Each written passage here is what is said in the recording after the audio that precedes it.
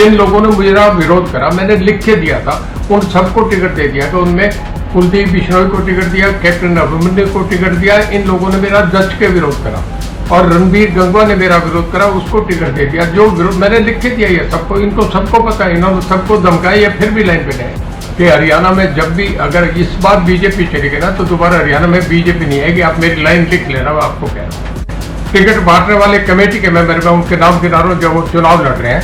उसमें कैप्टन अभिमन्यु एक है, दूसरा ओम प्रकाश धनखड़ है, तीसरे जो बड़े मेंबर है वो कुलदीप बिश्नोई है। आप देखना तीनों चुनाव में, आज आपसे कह रहा हूँ, 40-40 हजार से ज्यादा वोटों से हारेंगे।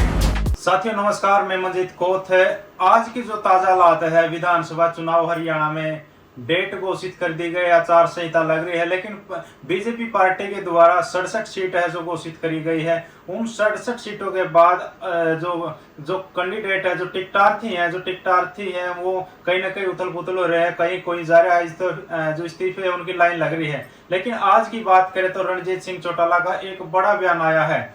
उन्होंने कुछ आरोप भी लगाए हैं, तो सारी बात इस वीडियो में आपको बताऊंगा।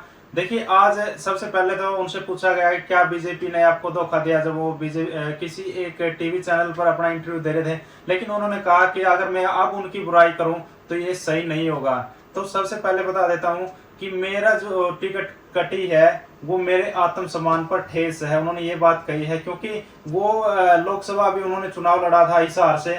अगर वो डिस्क्वालीफाइड होते तो लोकसभा की भी उनको टिकट नहीं मिलते, लेकिन डिस्क्वालीफाई क्यों किया गया? क्योंकि जो उनकी टिकट है वो रानिया से काटी गई है, इसीलिए वो नाराज चले हुए थे।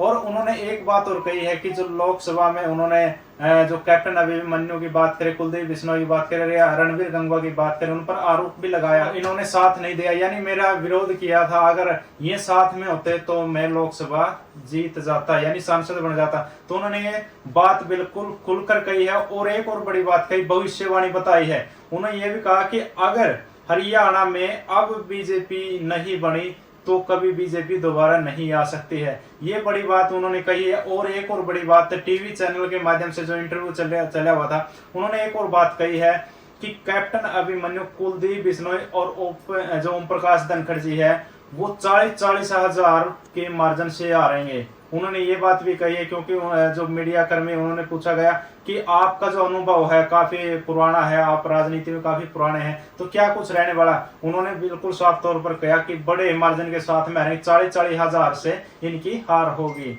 तो कैप्टन अभिमन्यु की बात करें या कुलदीप बिश्नोई की बात करें या फिर ओपी धनखड़, इनके बारे में उन्होंने कहा। और जो विरोध किया था, रणबीर गंगवा जी का नाम लिया गया है, कैप्टन अभिमन्यु का नाम लिया, कुलदीप बिश्नोई का नाम लिया गया है। तो जो बीजेपी के द्वारा 67 सीटें दी गई है, यानी उन पर दोबारा भी कुछ मंथन चला हुआ है। कुछ हो सकता है फेरबदल भी हो जाए, लेकिन बहुत कम संभावना है। तो कुछ फेरबदल होने की भी कुछ आशा लगाई गई बहुत से जो टिकटर है उनके द्वारा। क्योंकि अगर कल की बात करें, जब से ये टिकट घोषित हुई है उसी समय से जो इस्तीफों की लाइन लगी हुई है, अफरा तफरी मची हुई है, जो इस्तीफों की जड़ियां लगी हुई है। तो देखिए, इस पार्टी में नहीं, कोई भी पार्टी हो, जब और पार्टियां टिकट बांटेगी तो उस समय उन पार्टियों में भी इसी तरह होगा। कोई निर्दलीय भागेगा, कोई किसी पार्टी में लड़ेगा, इस्तीफों की लाइन उस समय भी लगेगी। ये तो आम सी बात है क्योंकि हर बार ऐसा ही होता है। लेकिन देखिए, कुछ मंथन हो सकता है।